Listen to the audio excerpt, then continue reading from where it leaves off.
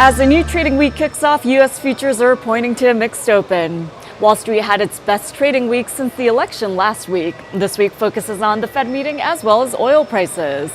Now, at the end of last week, U.S. indices closed higher with the Dow and S&P 500 reaching all-time highs.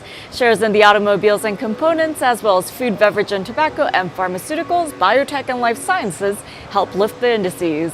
And on the economic data front, at the end of last week, wholesale inventories fell by 0.4% month-over-month in October in a final estimate that was from the negative 0.4% reading in the previous month.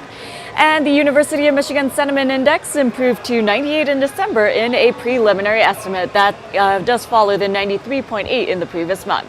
As for your advancers and decliners, 59% of S&P 500 constituents traded higher on Friday.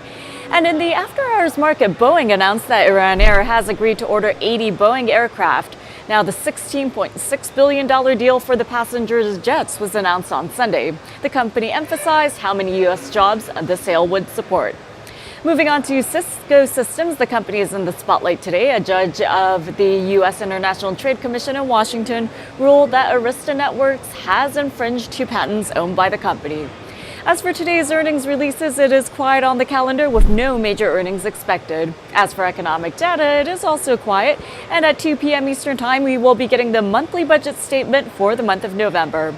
As for overseas markets, Asian markets are mixed today with the Nikkei up 0.8%, the Hang Seng off nearly 1.5%, and South Korea's Kospi up just 0.1%. European indices are consolidating on Monday. As for the U.S. equity indices for the S&P 500, the upside does prevail on an intraday basis. Trading Central analysts prefer long positions above 22.45 with targets at 22.68 and 22.80 in extension. As for the Nasdaq, further upside is expected on an intraday basis, and for the Dow Industrials, the bias does remain bullish.